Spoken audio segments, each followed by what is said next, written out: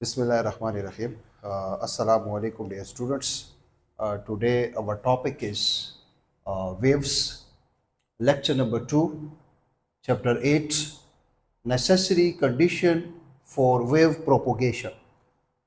Mechanical wave के propagation के लिए कुछ नेसेसरी कंडीशन रिक्वायर्ड है। वो कौन से नेसेसरी कंडीशंस है, एमसीक्यू के लिहाज से भी इम्पॉर्टेंट है, आ सकता है, एमसीक्यू में आपसे पूछा जा सकता है। मैंने यहाँ पे लिखा हुआ है, number 1, the medium should be elastic. For mechanical wave propagation या wave propagation in a medium, the medium must be elastic medium. Elastic medium वो मीडियम होता है जिसमें पार्टिकल्स की इलास्टिसिटी होती है, वापस अपनी ओरिजिनल स्टेट में अगर पार्टिकल आ सकते हैं तो इसका मतलब है the medium is elastic medium. The medium particle should not be independent, the medium particle should be dependent on one another. जैसे मैं यहाँ पे बोल रहा हूँ तो अगर देखा जाए मेरे मुंह से प्रेशर निकल रहा है तो यहाँ से पार्टिकल्स डिस्टर्ब हो जाते हैं, इन पार्टिकल को एनर्जी दे देते हैं, ये वापस आ जाते हैं। Why? Because of elasticity, because of inertia. The medium must have inertia. For transverse wave, shear modulus of the medium is important. याद रखें, ट्रांसवर्स वेव के प्रोपोगेशन के लिए मीडियम का क्या मस्ट होना चाहिए? Shear modulus. और for propagation of longitudinal wave के प्रोपोगेशन के लिए मीडियम का क्या इंपॉर्टेंट है? बल्क मॉडुलस जो है वो इंपॉर्टेंट है। आपने सेकेंड ईयर में पढ़ा होगा यंग मॉडुलस, बल्क मॉडुलस और shear modulus. Young modulus is for solid और bulk modulus is for liquid and shear modulus is for gases वगैरह। Now, longitudinal wave can propagate in solid, liquids and gas, but not in vacuum.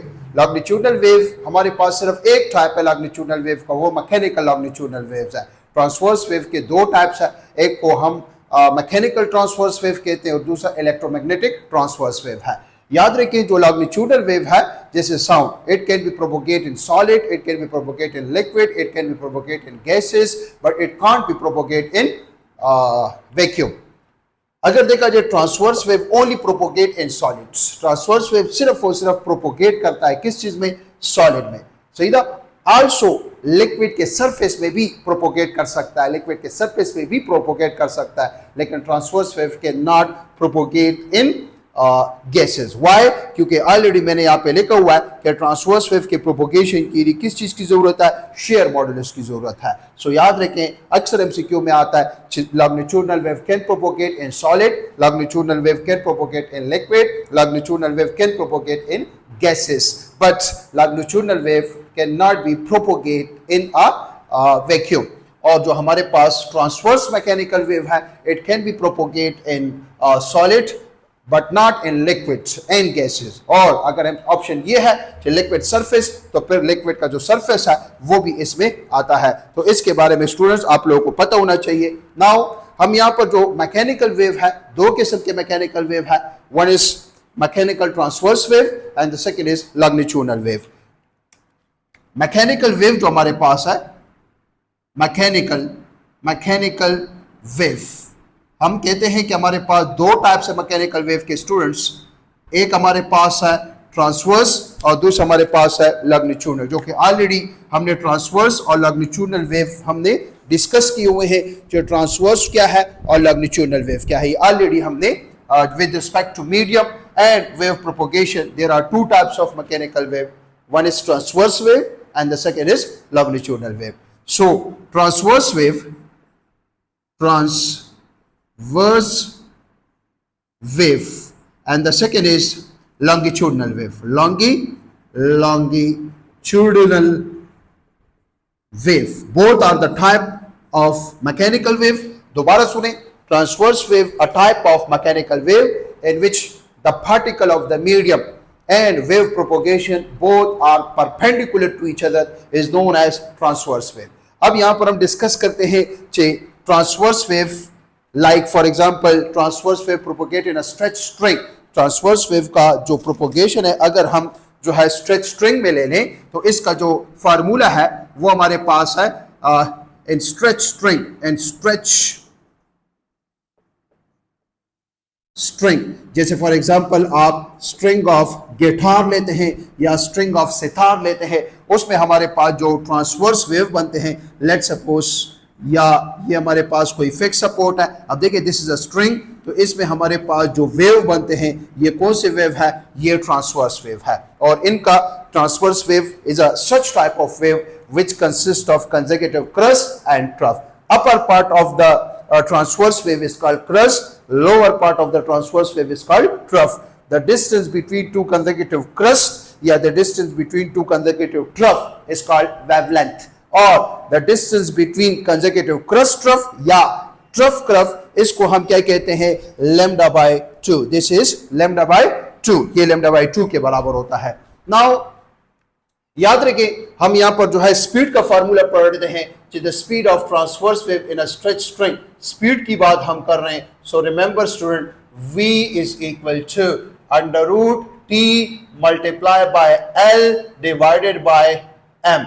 This is a formula of the speed of the transverse wave in a stretch string. The speed of transverse wave in a stretch string depend upon 3 factor. MCQ में आ सकता है, आपको पता होना चाहिए। Number 1, T. What is T? Tension in a string. What is L? Length of string. What is M? Mass of string. हम यहां से कह सकते हैं स्टूडेंट्स, ये जो हमारे पास T है, this is tension in a string. Tension in a string. T is a tension in a string. Student, L हमारे पास जो है length of a string. Length of a string. Length of a string student, और जो m है हमारे पास, this is capital M, this is mass of a string, mass of a string. ये 3 parameters है। So the speed of transverse wave in a stretch string depend upon option A, tension in a string, option B, mass of a string, option C, length of string, option D, all. Your answer should be all of these are the option. So all options are the correct option. Student, second MCQ अगर देखा जाए ये formula है, तो formula भी जो है MCQ के लिहाज से जो है इंपॉर्टेंट है। The formula to find the speeds of a transverse wave in a stretch string, your answer should be under root TL divided by M। एक और फार्मूला है, वो भी जो है बताता हूं। नाउ मैं यहां से स्टूडेंट कह सकता हूं कि हमारे पास जो स्पीड है, the speed is directly proportional to under root T, लेकिन शर्त है, क्या शर्त है, if length of the string and mass is kept constant। अगर इनको स्टूडेंट हम kept constant लेते हैं तो इसका मतलब है टेंशन को बढ़ाने से, अगर ये मेरे साथ स्ट्रिंग है, सही ना, इसके लेंथ को भी मैं नहीं चेंज कर रहा, इसके मास को भी चेंज नहीं कर रहा, अगर मैं टेंशन को बढ़ा रहा हूं तो टेंशन इन स्ट्रिंग को इंक्रीज करने से the speed of the transverse wave in a stretch string will be increased. There is a direct relation, linear relation. सही था। अगर देखें मैं यहाँ पर जो है अगर टेंशन को बढ़ाता हूँ तो स्पीड बढ़ेगा।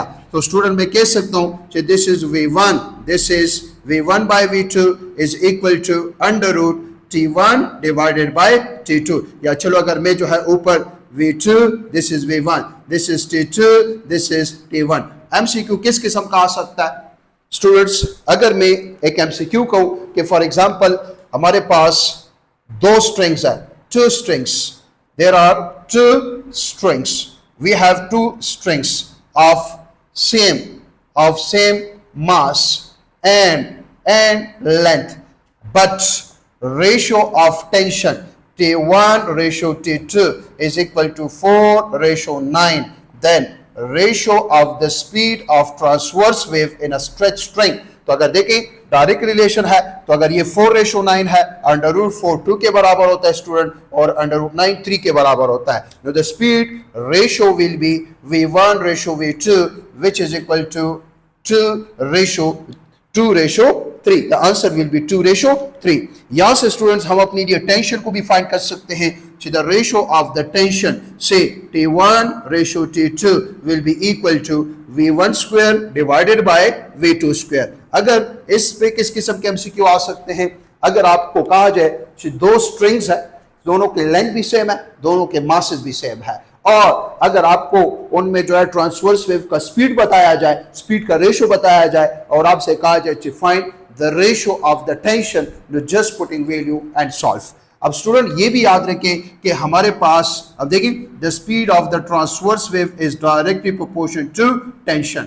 अगर मैं कहता हूं कि if the new tension is increase, how much time? 4 time. Tension को मैं अगर 4 टाइम इंक्रीज करता हूं, tension means force which is measure in newton, तो याद रखे √4 क्या होता है, वो होता है 2. सो the new speed of the transverse wave will be double. Speed बचे क्या हो जाता है, the speed of the transverse wave in a stretch string will be double.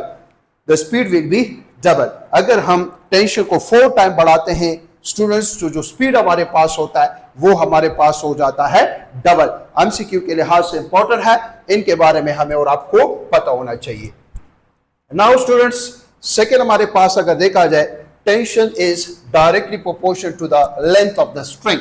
अगर मैं speed of the transverse wave in a stretch string is directly proportional to the length of the stretch string. Second में कह सकता हूं students, जो V और L के दरमियान भी डायरेक्ट रिलेशन है. यहां से अगर मैं कहूं the speed of the transverse wave in a stretch string is directly proportional to √L.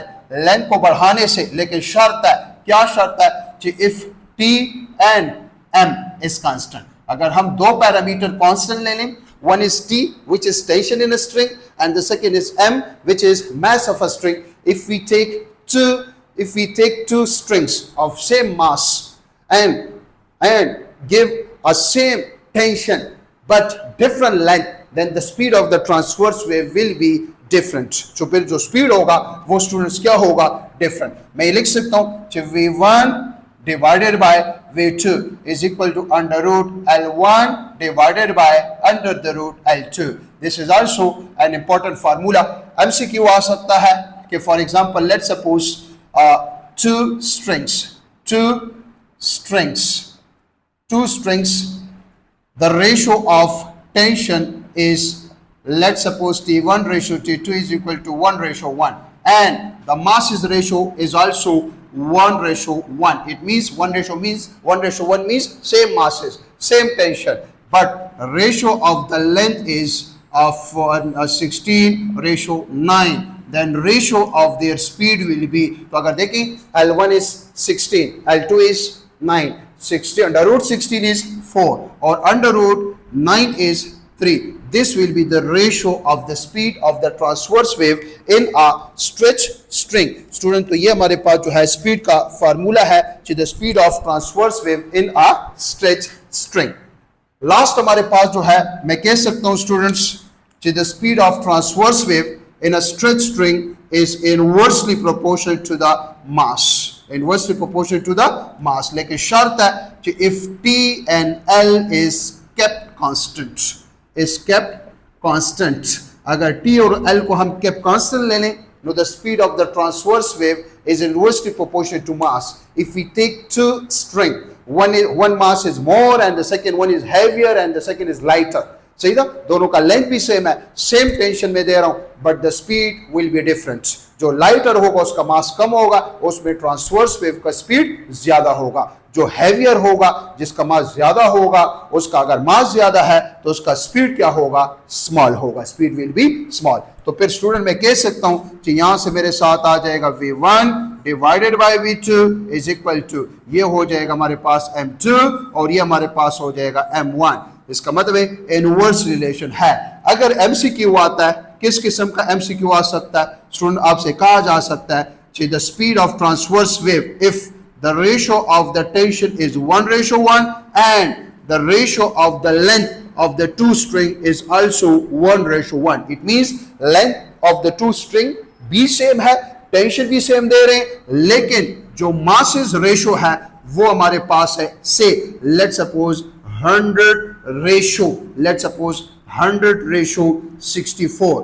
Then ratio of the speed of the transverse wave in a stretch string inverse relation है, तो ये हो जाएगा हमारे पास √64 ratio √100. Your answer should be 8:10. 8:10.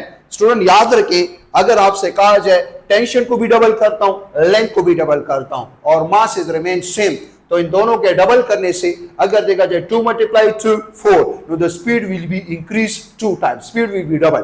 लेकिन अगर मैं student कहूं कि टेंशन को डबल करता हूं, लेंथ को हाफ करता हूं, मास इज रिमेन सेम, 2 और हाफ कैंसिल हो जाएगा, the speed will be remain same. लेकिन स्टूडेंट मैं तीनों को अगर डबल कर रहा हूं, टेंशन को भी डबल कर रहा हूं, लेंथ को भी डबल कर रहा हूं, मास को भी डबल कर रहा हूं, तो अगर देखा जाए 2 2 के साथ cancel, no the speed will be increase under root 2 time. तो जो स्पीड होगा वो हमारे पास under the root 2 time increase हो जाएगा। तो ये हमारे पास जो है फार्मूला है, the speed of transverse wave in a stretch string is equal to v is equal to under the root TL divided by M. What is M? Mass of the stretch string. What is L? Length of the stretch string. What is T? Tension in the string.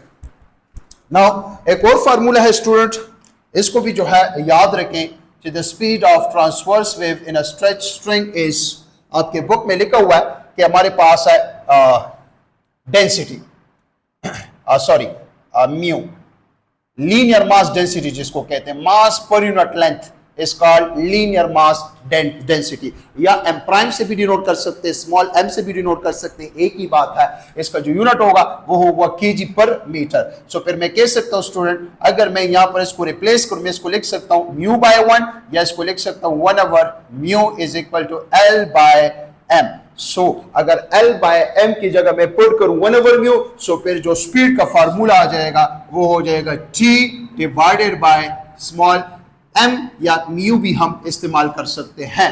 तो इसका मतलब है अगर आपको tension दिया जाए और linear mass density दी जाए और स्टूडेंट आपसे कहा जाए कि find the speed of the transverse wave in a stretch string, just putting value, you will get your answer. Now अगर हम एक वायर लेते हैं, एक स्ट्रिंग लेते हैं, से दिस इज अ स्ट्रिंग, एक सिलेंड्रिकल स्ट्रिंग है, सिलेंडर के फॉर्म में है, जिसका क्रॉस सेक्शन एरिया है A, जिसका स्टूडेंट्स यहां से लेकर यहां तक इसका लेंथ है L। अब हम जानते हैं कि हमारे पास स्टूडेंट्स जो स्पीड का फार्मूला है वो है T multiply L divided by M। एक और फार्मूला बना रहे हैं, से दिस इज इक्वेशन नंबर 1। एक फार्मूला ये है, दूसरा फार्मूला ये है। नाउ स्टूडेंट्स हम जानते हैं जो डेंसिटी कहते हैं किस चीज को, मास पर यूनिट वॉल्यूम को कहते हैं, या मैं कह सकता हूं कि mass is equal to density into volume, या मैं कह सकता हूं कि mass is equal to density और volume of the cylinder, area cross section area multiply length, cross section area multiply length, और ये डेंसिटी अपनी जगह पर आ जाएगी। पुट इन 1, अगर इसको हम इक्वेशन 1 में स्टूडेंट पुट कर लें, सो हमारे साथ स्टूडेंट आ जाएगा कि the speed of the transverse wave is also written as T multiply L divided by M।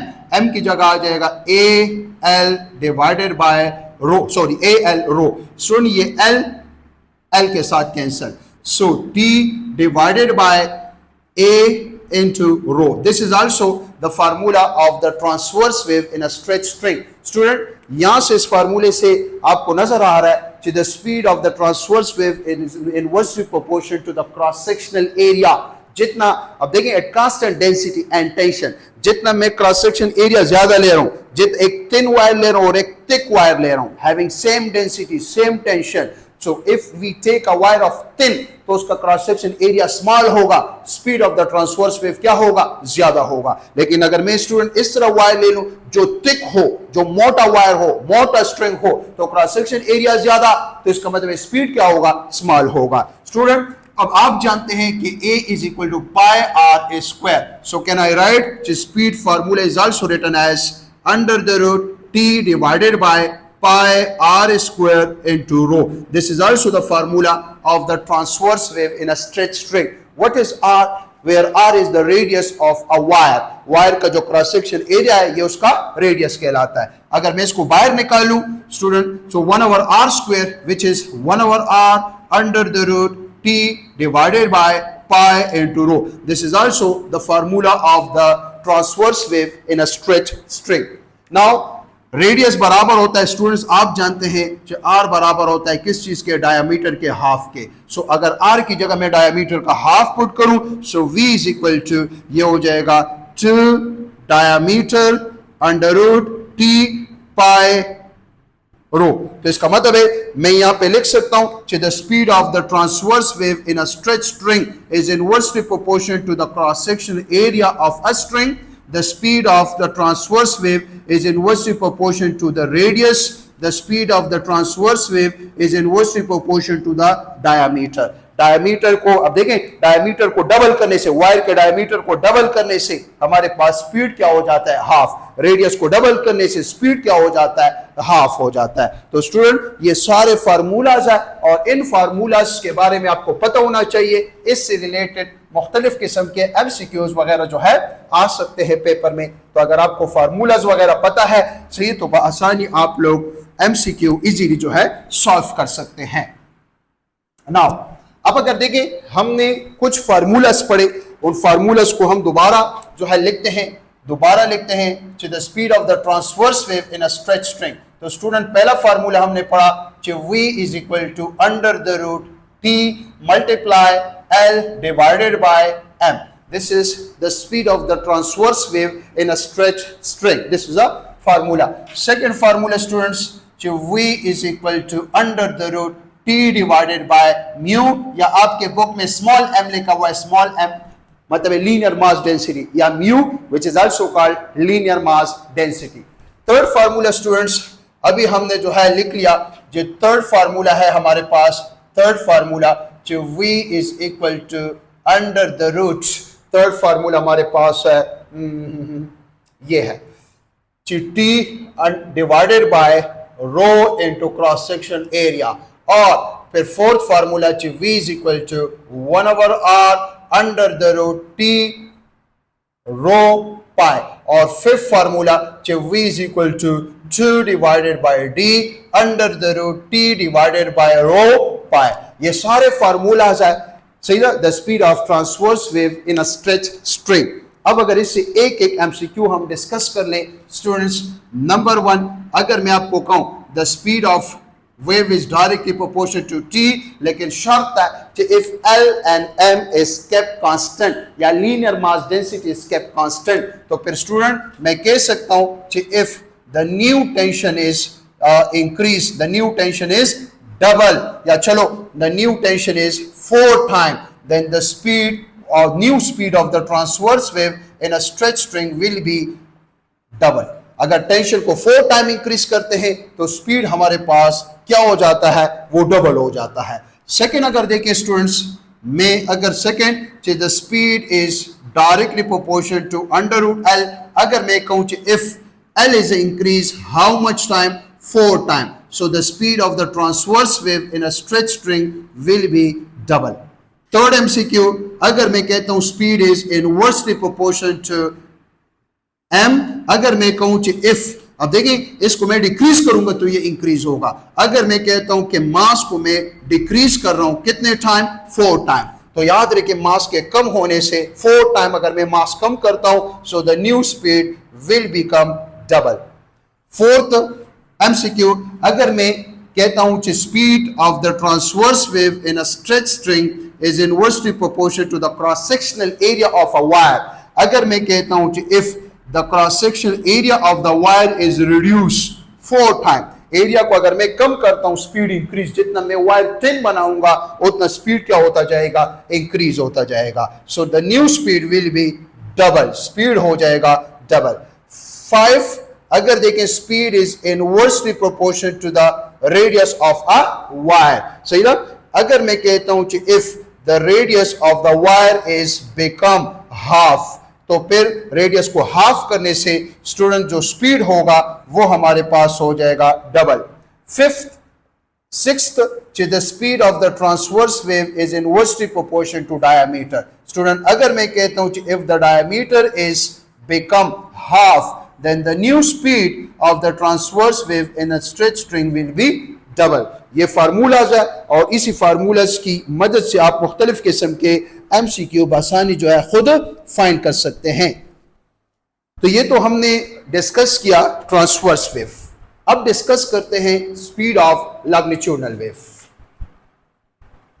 Speed of longitudinal wave, longitudinal wave का जो स्पीड है उसका क्या फार्मूला है और किन किन पैरामीटर्स पर स्पीड ऑफ लॉन्गिट्यूडनल वेव जो है डिपेंड करता है, या वेलोसिटी ऑफ लॉन्गिट्यूडनल वेव. सही है, या velocity of transverse wave in a stretch string. Speed या वेलोसिटी एक ही बात है.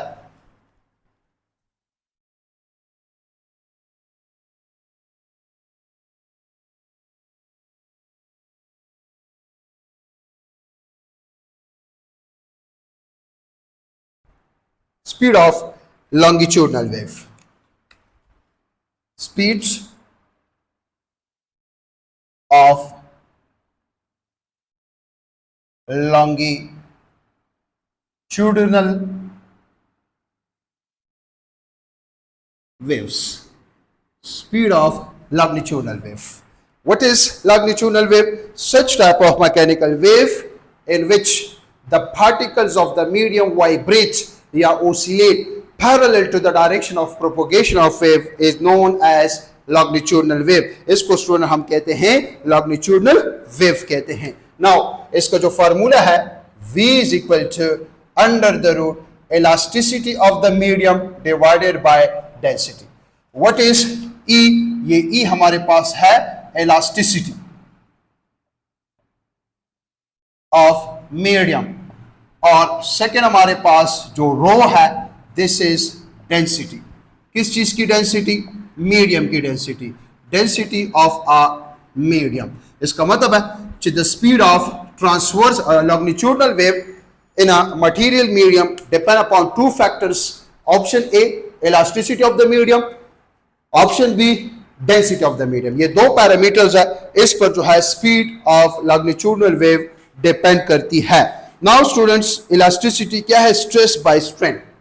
इलास्टिसिटी क्या है हमारे पास स्टूडेंट? ये है stress divided by strain. Stress divided by strain is called elasticity या इसको इलास्टिक मॉडुलाई भी कहते हैं. स्टूडेंट, एक होता है जो लॉन्गिट्यूडनल वेव है, it can propagate in solid, it can propagate in liquid, it can propagate in gas. और ये भी हम जानते हैं कि हमारे पास जो डेंसिटी है सही ना सॉलिड की वो ज्यादा होती है किसके मुकाबले में? लिक्विड के मुकाबले में. लिक्विड की ज्यादा होती है किसके मुकाबले में?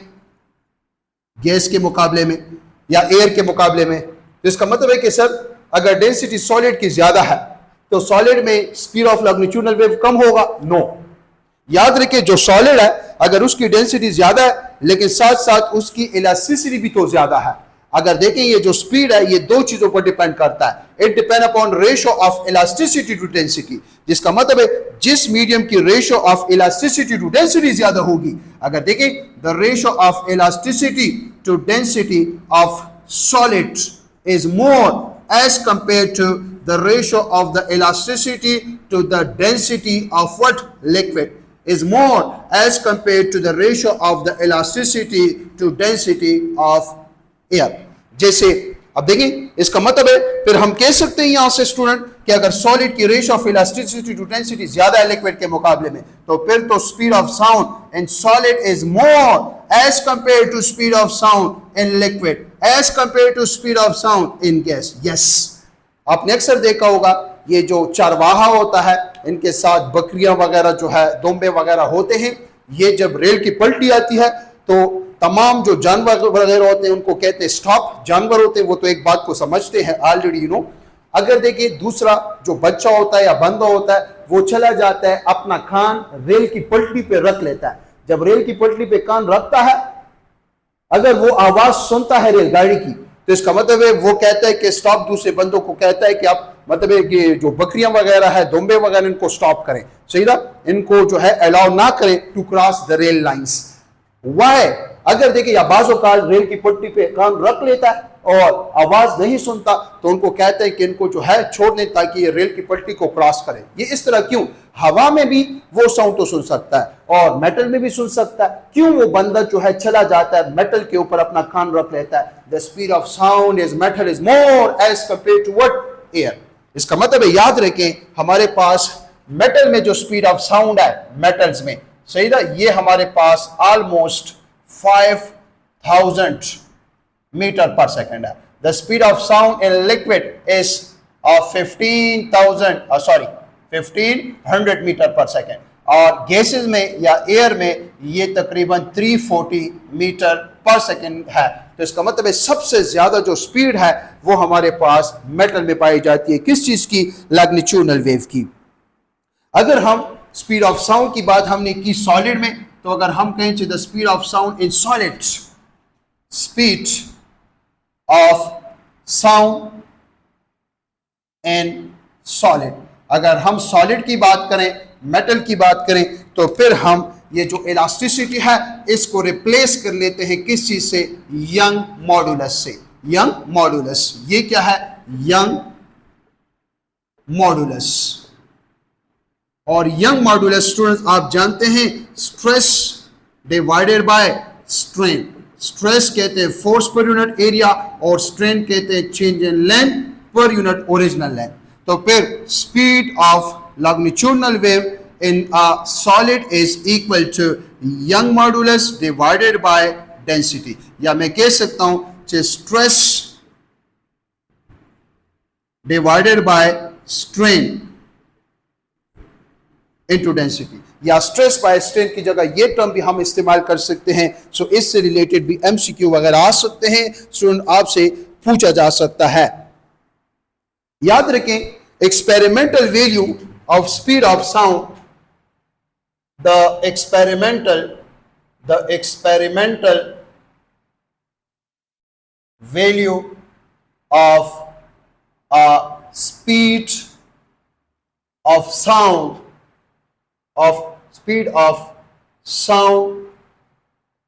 in air at 0 degree centigrade is 332 meter per second. याद रखिए the speed of sound in air at 0 degree centigrade is 332 metre per second, which is independent of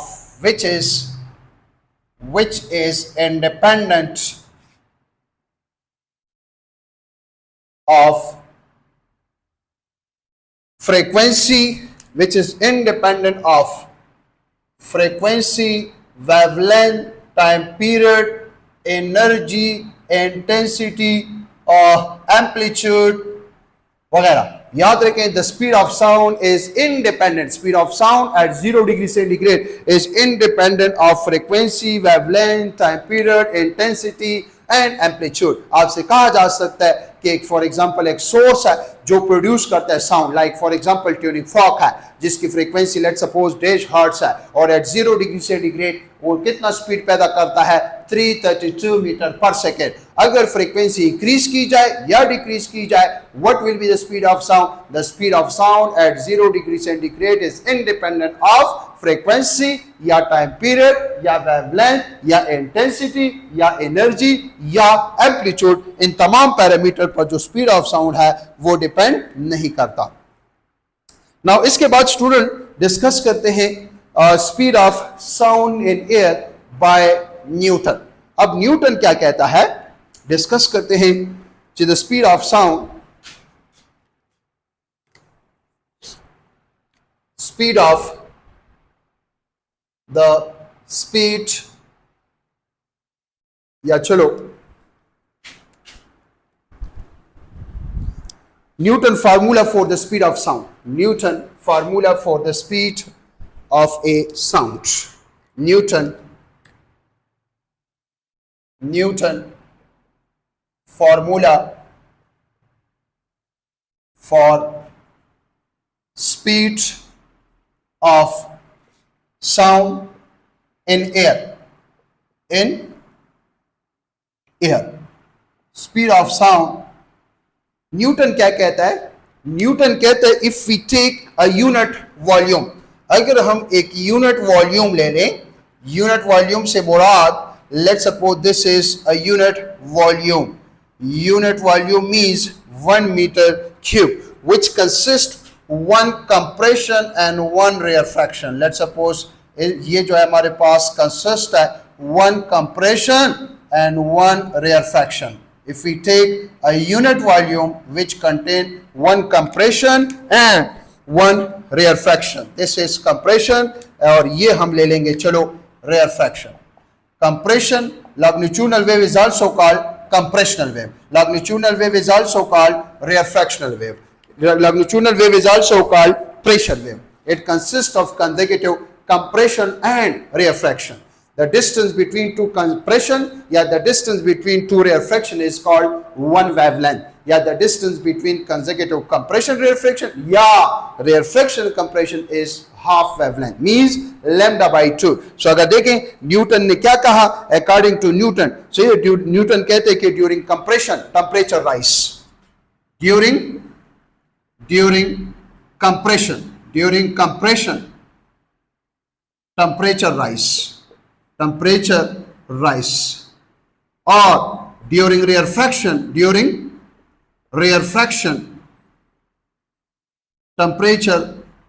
temperature fall. तो ड्यूरिंग कंप्रेशन अगर टेम्परेचर राइज होगा, during rarefaction temperature fall, तो net change in temperature क्या होगा, वो zero होगा. जो net change in temperature of a unit volume वो क्या होगा, जीरो. अगर चेंज इन टेम्परेचर जीरो होगा तो फिर टेम्परेचर क्या होगा, वो कांस्टेंट होगा. So Newton assume the sound wave propagate in air under isothermal process. Sound wave propagate in air under which process? Isothermal process. Sound propagate in air under या gases under isothermal process. याद रखिए एक important MCQ है. Important MCQ ये है कि according to Newton assumed which process to propagate sound in air? Your answer should be adiabatic process. Or Boyle's law for adiabatic process use Boyle's law जो कि हमारे पास है PV is equal to constant. PV is equal to constant. ये हमारे पास जो है Boyle's law कहलाता है. किसके लिए? आइसोथर्मल प्रोसेस के लिए. नाउ इसको मजीद जो है डिस्कस करते हैं. Newton replace elasticity of the medium is air by rho. Newton जो है रिप्लेस करता है इलास्टिसिटी को किस चीज से? रो से. न्यूटन रिप्लेस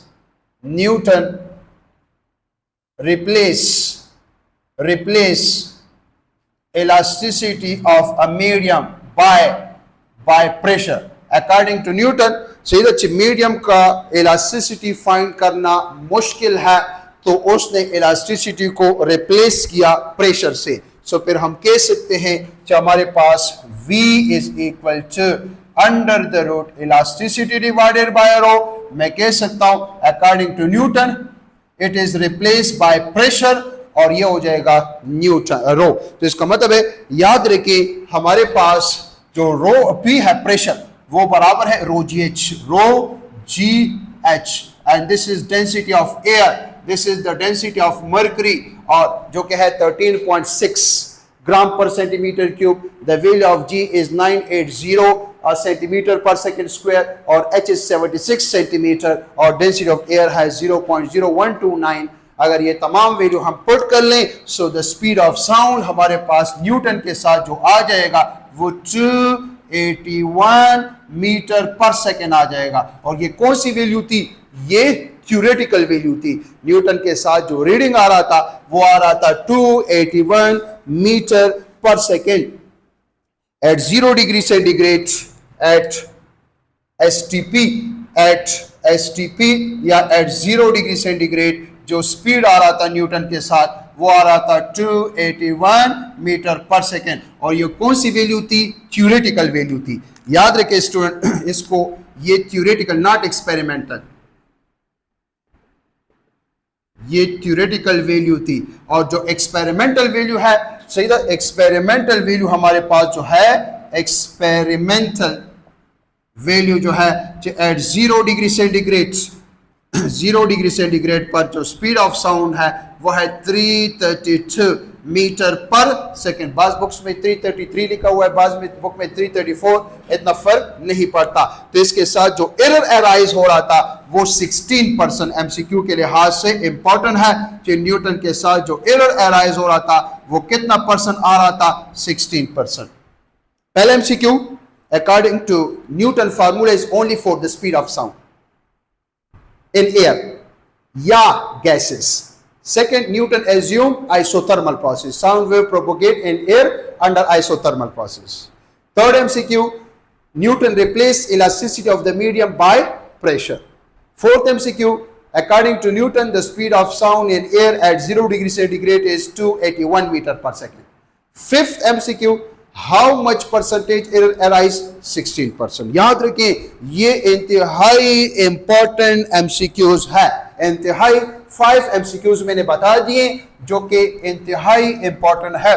अगर न्यूटन फार्मूला से या speed of sound according to Newton the speed of sound propagate in air, अगर इससे MCQ आता है तो यही 5 MCQ आ सकते हैं, which is very very important.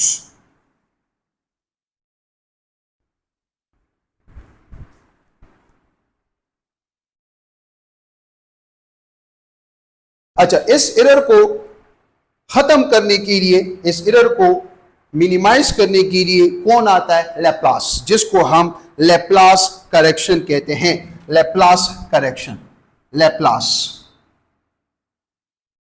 Correction या Laplace formula for the speed of sound in air. तो लैप्लास के मुताबिक लैप्लास एज्यूम कि sound wave propagate in air under adiabatic process. सही ना? Sound waves propagate in air under adiabatic process. Why? ये बताता हूं. Adiabatic process वो प्रोसेस होता है जिसमें no heat enter to the system, no heat leave to the system. ये बात उसने क्यों कही कि sound wave propagate in air under adiabatic process? ये बात इसने 2 रीजंस कहे. एक रीजन इसकी ये थी कि sound wave propagate in air quickly. Sound propagate in air quickly. Sound propagate in air quickly. और isothermal process is a slow process. Adiabatic process is a quick process. Adiabatic process is a quick process. उसने ये assume किया adiabatic process quick process, sound wave propagate in air quickly. और उसने ये भी कहा कि हमारे पास air is a poor conductor. Air is a poor conductor. how during compression temperature rise and during reaction temperature fall, तो heat will be flow. So इसका मतलब उसने 2 रीजन कहे. नंबर 1 कि air is a poor conductor, और number 2 उसने ये कहा कि साउंड वेव्स अगर देखा जाए वो प्रोपोगेट करते क्विकली. और इसके लिए जो बॉयल्स लॉ है, बॉयल्स लॉ वो हमारे पास है PV power gamma is equal to constant. और ये जो गामा है स्टूडेंट्स, ये हमारे पास है the ratio of the molar specific heat capacity at constant pressure to the molar specific heat capacity at constant volume, CP/CV. याद रखें, Newton Laplace replace elasticity of a medium by gamma time of P, या इसको इस तरह भी लिख सकते हैं CP/CV टाइम ऑफ P. सो इसके साथ जो V लैप्लास आ रहा था वो आ रहा था under root gamma P divided by rho, या this is also written as gamma CP/CV, और ये रो अपनी जगह पर. या इसको इस तरह भी लिख सकते हैं स्टूडेंट्स कि हमारे पास जो V लैप्लास है ये है under root gamma under the root P divided by rho, या अंडर रूट गामा और P बाय रो क्या है? This is V Newton. ये V न्यूटन के बराबर है. और स्टूडेंट्स ये भी हम जानते हैं कि हमारे पास जो गामा की वैल्यू है फॉर डायटोमिक गैस 1.4 और V न्यूटन बराबर है 281. When you solve according to Laplace 332 metre per second at 0 degree centigrade, experimental value of the speed of sound is 332 metre per second, और लेप्लास के साथ theoretical value कितनी आ रही थी 332 metre per second at 0 degree centigrade. इसका मतलब है इसने एरर को क्या किया, खत्म किया अकॉर्डिंग टू लेप्लास। किसके मुताबिक, लेप्लास। स्टूडेंट्स यहां से कुछ एमसीक्यू है। V Laplace is equal to under root gamma into V Newton। मैं कह सकता हूं V Laplace is greater than V Newton, या the ratio of the V Laplace to V Newton is greater than 1, या the ratio of the V Newton to V Laplace is less than 1। MCQ के लिहाज से ये important है। और हम कह सकते हैं कि हमारे पास V Laplace MCQ, V Laplace, the ratio of V Laplace to V Newton is equal to under root gamma। और अगर इसको मैं उलट करूं, so V Newton divided by V Laplace is equal to 1 divided by under root gamma, या इसको इस तरह भी लिख सकते हैं कि V Newton V Laplace is equal to under root gamma minus 1 divided by 2। Students ये सारे MCQs के पॉइंट्स है, इनके बारे में अगर आप लोग क्लियर है तो इससे रिलेटेड जो भी MCQ आएगा वो स्टूडेंट्स आप इजीली उसको जो है सॉल्व कर सकते हैं। नाउ इसके बाद वो कौन से फैक्टर्स है जो स्पीड ऑफ साउंड को इफेक्ट करते हैं वो डिस्कस करते हैं। The factors which effect the speed of sound in air.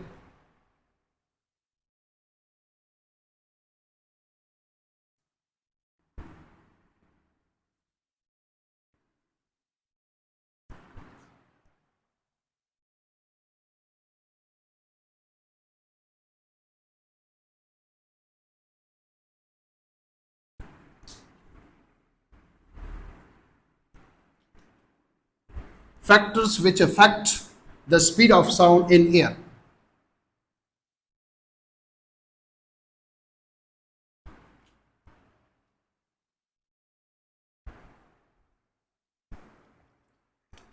Next हमारे पास है स्टूडेंट्स फैक्टर्स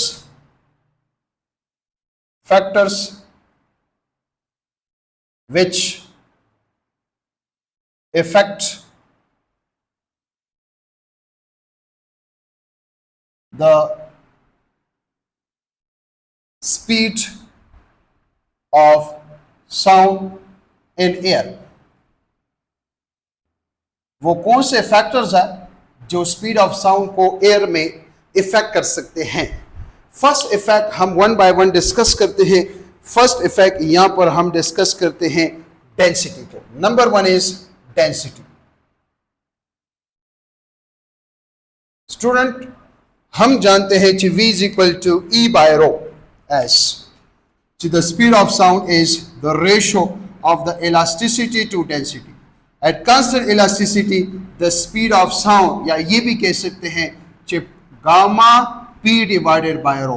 So अगर प्रेशर या elasticity constant ले लें, so speed of sound is inversely proportional to the density। और स्टूडेंट आप ये भी जानते हैं कि density is equal to mass per unit volume। For unit volume, density is directly proportional to molecular mass। Greater the molecular mass of the air, greater will be the density। Greater the density, small will be the speed of sound। Small will be the speed of sound। अच्छा, हम कह सकते हैं कि हमारे पास let's suppose दो gases है। If two gases, हम दो गैसेस ले रहे हैं। Say this is let's suppose 1 and this is 2। दो गैसेस है, एक की डेंसिटी ρ1 है और दूसरी की डेंसिटी ρ2 है। अगर मैं टू गैसेस और मैं जो है STP लेता हूं, at STP mean standard temperature pressure होगा 1.02 मल्टीप्लाई 10⁵ पास्कल और टेम्परेचर होगा 0 डिग्री सेंटीग्रेड मीन्स 273 केल्विन। इसका मतलब है अगर मैं दो गैसेस लेता हूं at STP standard temperature pressure constant है, टेम्परेचर भी कांस्टेंट है, तो फिर जो स्पीड होगा वो इनवर्सली रिलेटेड होगा डेंसिटी से। मैं कह सकता हूं कि V1 divided by V2 is equal to under the root ρ2 divided by ρ1। The ratio of the speed of sound wave in air will be inversely proportional to the ratio of their density for two different gases. याद रखें, this is the formula for two different gases. Two different gases. अगर मैं दो different gases लेता हूं at STP, standard temperature pressure पर, तो the ratio of the speed of sound is equal to under the root ρ2 divided by ρ1. For example, अगर MCQ आता है, किस किस्म का MCQ आता है? At STP, the speed of sound in hydrogen is at STP, speed of sound in hydrogen is 332 meter per second. Then in air is, if air molecular mass is 16 times as air for unit volume, for a unit volume. So इसका मतलब है कि मैं कह सकता हूं कि हमारे पास V2 divided by V1 is equal to under root ρ1 divided by ρ2. So the speed of sound in air to the speed of sound in hydrogen is equal to density of hydrogen to the density of air. मैं यहाँ पे कह सकता हूँ, मैंने air में find करना है, so the speed of sound in air, hydrogen में हमें गिवन है 332 is equal to density हमारे पास जो एयर की है, this is the density of hydrogen, air की जो डेंसिटी है वो 16 time as compare to the density of hydrogen. दोनों कैंसिल, सो ये हो जाएगा हमारे पास V air divided by 332 is equal to 1 ratio under root 60. या स्टूडेंट मैं इसको लिख सकता हूं, अच्छा ये sorry this is inversely related. The speed of sound at HTP, if I had in a hydrogen gas is 332, then in air is, if air molecular mass is 16 times, तो इसका मतलब है इनवर्स रिलेशन है, air में find करना है, so ये हो जाएगा हमारे पास द स्पीड, इनवर्स रिलेशन है the speed of sound in air to the speed of sound in hydrogen. Inverse relation तो ये हाइड्रोजन की डेंसिटी और ये एयर की डेंसिटी, और हम जानते हैं इधर लिखा हुआ है कि हमारे पास जो एयर मॉलिक्यूल्स है उनका मॉलिक्यूलर मास 16 टाइम ज्यादा है, तो फिर ये हो जाएगा the density of air is 16 times of the density of hydrogen. Just putting value, density of air यहाँ पर आ जाएगा 16 times, so value put कर लें, so ये हो जाएगा the speed of sound density के ज्यादा होने से जो speed of sound होगा वो कम हो जाएगा. बिल्कुल वो जो हमने किया था वो सही था. Air divided by hydrogen is equal to density of hydrogen, density of air is 16 times as compared to density of hydrogen. Cancel, so ये हो जाएगा V air is equal to divided by 332, ये हो जाएगा 1/4, ये उधर शिफ्ट हो जाएगा, तो the speed of sound in air is 332 divided by 4. जो कुछ भी आता है तो इसका मतलब है एयर में जो स्पीड ऑफ साउंड होगा वो अगर देखा जाए कम, क्यों? क्योंकि एयर की डेंसिटी ज्यादा, तो डेंसिटी के ज्यादा होने से स्पीड ऑफ साउंड क्या हो जाता है स्टूडेंट? रिड्यूस हो जाता है. The speed of sound will be reduce. Pressure की बात अगर हम करें, प्रेशर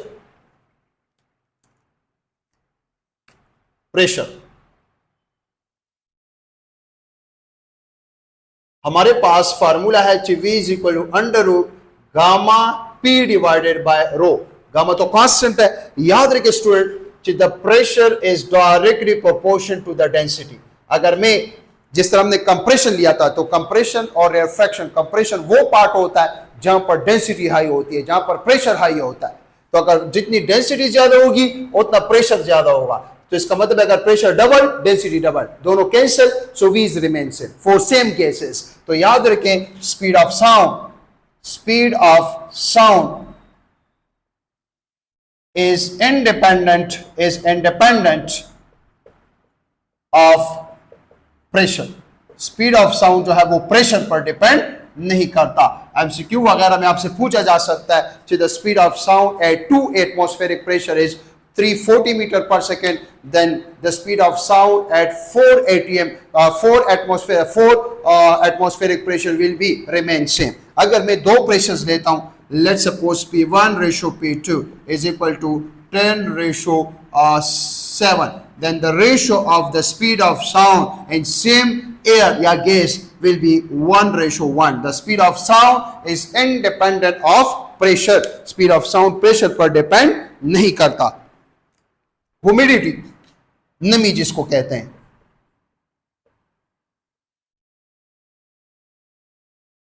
मॉइस्चर, याद रखें अगर हम दो एयर लेते हैं, one is dry and the second is moist. याद रखें जो ड्राई एयर होता है, लेट सपोज ये मेरे साथ मैं 2 यूनिट्स वॉल्यूम ले रहा हूं, दिस इज 5 एयर मॉलिक्यूल्स और ये मॉइस्ट एयर है। लेट सपोज ये भी 5 एयर मॉलिक्यूल्स है। अब मॉइस्ट एयर है तो इधर लेट सपोज ये जो है हमारे पास क्या आ जाते हैं, वाटर के मॉलिक्यूल्स, ये 2 वाटर के मॉलिक्यूल्स आ जाते हैं। तो इसका मतलब है जब ये 2 वाटर के मॉलिक्यूल्स तो एयर के मॉलिक्यूल को रिप्लेस कर लेते हैं।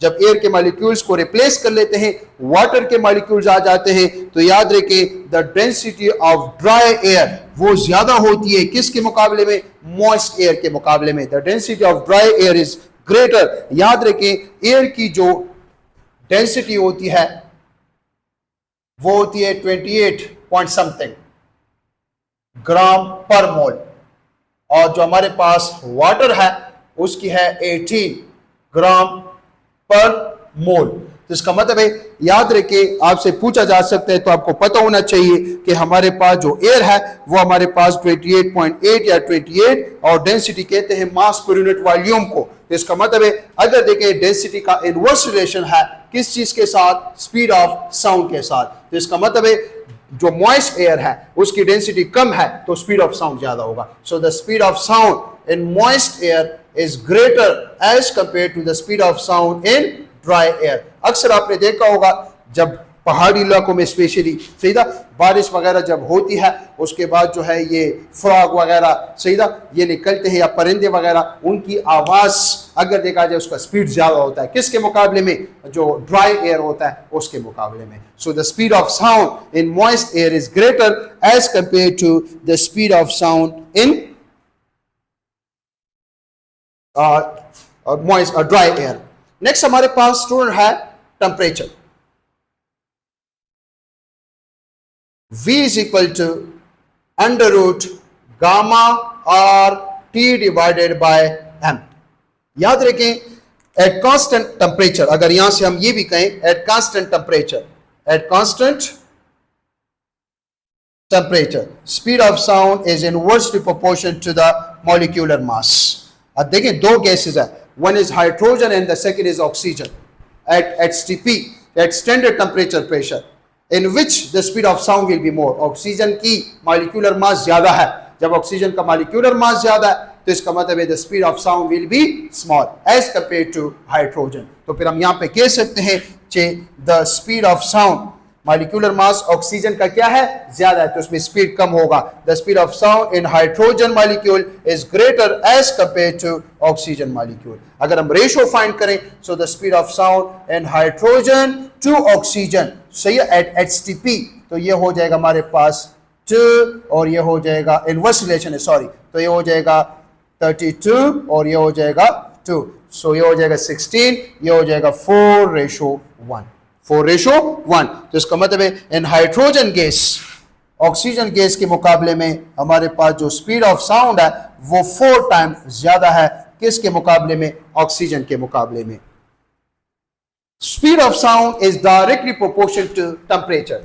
टेम्परेचर के इंक्रीज करने से जो स्पीड ऑफ साउंड है वो बढ़ता है।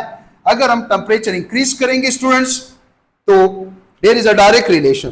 तो फिर मैं कह सकता हूं the speed of sound is directly proportional to under root T.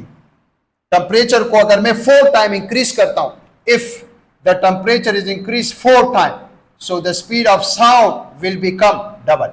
Speed of sound क्या हो जाता है? डबल। मैं कह सकता हूं अगर देखें V2 divided by V1 is equal to under root T2 T1। Temperature के रेशोज अगर आपको दिए जाएं तो आप अपने लिए जो है स्टूडेंट फाइंड कर सकते हैं। You can find the ratio of the speed of sound. याद रखें at 0 degree centigrade, at 0 degree centigrade means 273 Kelvin। At 0 degree centigrade means 273 Kelvin, which is called absolute temperature, जिस पर हमारे पास स्पीड ऑफ साउंड है 332 metre per second, 332 metre per second. तो वो कौन सा टेम्परेचर है? अगर मैं टेम्परेचर को 4 टाइम इंक्रीज करता हूं, if temperature is increase 4 time, अगर मैं T2 को लेता हूं 4 टाइम ऑफ T1 तो उस पर स्पीड ऑफ साउंड डबल हो जाता है। तो आपसे अक्सर MCQ आता है कि वो कौन सा टेम्परेचर है जिस पर सेंटीग्रेड में या केल्विन में जिस पर स्पीड ऑफ साउंड डबल हो जाता है, किसके मुकाबले में? 0 डिग्री सेंटीग्रेड के मुकाबले में। तो अगर फॉर एग्जांपल मैं लिख सकता हूं अगर मैं टेम्परेचर को 4 टाइम इंक्रीज करूं तो स्पीड ऑफ साउंड डबल। तो इसका मतलब है अब देखिए हमारे पास eight T is equal to 0 degree centigrade, speed of sound is 332 metre per second. वो कौन सा टेम्परेचर है जिस पर हमारे पास स्पीड ऑफ साउंड डबल हो जाता है? तो temperature should be increase 4 time. The temperature T2 should be 4 time of T1 which is equal to 4 और T1 है 273। सो ये हो जाएगा 4 3s are 12, 1 carry, 4 7s are 28 plus 1 29, 4 2s are 8 और 2, तो वो होगा 1092। ये इस तरह अब 0 डिग्री सेंटीग्रेड पर अगर स्पीड ऑफ साउंड है 332 तो वो कौन सा टेम्परेचर है जिस पर स्पीड ऑफ साउंड हमारे पास डबल हो जाता है 0 डिग्री सेंटीग्रेड के मुकाबले में? वो टेम्परेचर है 1092। अगर इसी टेम्परेचर को मैं सेंटीग्रेड में कन्वर्ट करूं तो temperature in centigrade is equal to temperature in Kelvin minus 273। So ये हो जाएगा temperature in centigrade, temperature in Kelvin 1092 minus 273 solve कर लें, सो इससे आ जाएगा 819 डिग्री सेंटीग्रेड। तो आपसे कहा जा सकता है कि if at 0 degree centigrade the speed of sound is 332 metre per second, then a temperature at which the speed of sound become double, option A 1092 Kelvin, option B 819 degree centigrade, option C both of them, option D none of them। your answer should be कि both options are the correct option। दोनों options हमारे पास क्या होंगे? Correct होंगे। Students ये जो formula है कि V2 divided by V1 is equal to under root T2 divided by T1, ये फार्मूला हम इस्तेमाल करेंगे एब्सोल्यूट टेम्परेचर के लिए। एब्सोल्यूट टेम्परेचर मींस कि टेम्परेचर इन केल्विन। लेकिन अगर इसी फार्मूले को हम सॉल्व कर लें सो एक और फार्मूला आ जाता है the speed of sound is equal to V0 plus 0.61 into T degree centigrade. और ये जो V0 है इसको इस तरह भी लिख सकता हूं कि 332 plus 0.61 into T degree centigrade. ये कोर फार्मूला है कि याद रखें किसी भी टेम्परेचर पर अगर टेम्परेचर सेंटीग्रेड में दिया जाए, सही ना, 10 degree centigrade, what is the speed of sound at 10 degree centigrade, what is the speed of sound at 1 degree centigrade। याद रखें if at 0 degree centigrade, at T is equal to 0 degree centigrade, इधर 0 put कर, 0 multiply 0.61 0, the speed of sound is 332 metre per second. अगर मैं कहूं at temperature is 1 degree centigrade तो ये हो जाएगा 1 into 0.61 0.61 0.61 into plus 332, so ये हो जाएगा 332.61 metre per second. What is the speed of sound at 10 degree centigrade? इधर आ जाएगा 10 multiply 0.61 6.1 6.1 plus 332, so ये हो जाएगा 338.6। इसका मतलब है if temperature rise by 1 degree centigrade, no rise in speed is 0.61 metre per second या 61 सेंटीमीटर पर सेकेंड। हर एक टेम्परेचर, अगर टेम्परेचर 1 डिग्री राइज हो जाए तो स्पीड ऑफ साउंड हमारे पास बढ़ जाता है कितना, 0.61 मीटर पर सेकेंड या 0.61 मीटर पर सेकेंड या 61 centimetre per second. Now last went speed of sound is directly proportional to the direction of wind.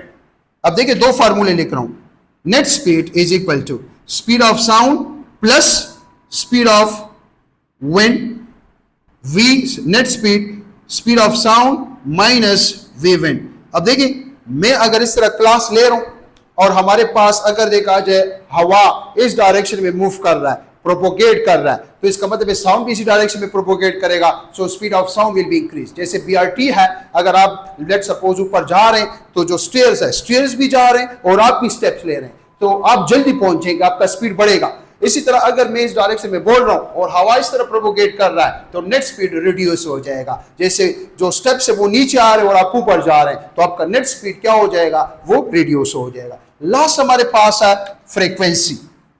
याद रखें speed of sound is independent of frequency. Speed of sound is independent of frequency. Frequency के कम ज्यादा होने से sound shrill बन जाता है या ग्रेव बन जाता है, लेकिन स्पीड पर कोई इफेक्ट नहीं पड़ता। अगर हम फ्रीक्वेंसी को इंक्रीज करेंगे तो इसका मतलब है जो साउंड होगा वो श्रिल बनता जाएगा, और अगर फ्रीक्वेंसी को डिक्रीज करेंगे तो जो साउंड होगा वो ग्रेव बनता जाएगा। जैसे फॉर एग्जांपल लेट्स सपोज दो बंदे बोल रहे हैं, अब अगर देखा जाए let's suppose one is male and the second is female, दोनों की फ्रीक्वेंसी डिफरेंट है, स्पीड ऑफ साउंड जो है वो रिमेन सेम, फ्रीक्वेंसी पर डिपेंड नहीं करता। Speed of sound is independent of frequency. तो ये हमारा जो है आज का टॉपिक था। ऑलमोस्ट तकरीबन हमारा जो है आधा चैप्टर खत्म हुआ इन 2 लेक्चर्स में। नेक्स्ट इंशाल्लाह जो है हम स्टार्ट लेंगे उससे वेव के सुपरपोजिशन से इंशाल्लाह हम स्टार्ट लेंगे। सुपरपोजिशन ऑफ वेव हमारे पास क्या है, उसके रिजल्ट्स हमारे पास इंटरफेरेंस है, स्टैंडिंग वेव है, सीधा ये बीट्स है, ये इंशाल्लाह कल डिस्कस करेंगे। थैंक यू सो मच, खुदा हाफिज, बेस्ट ऑफ लक।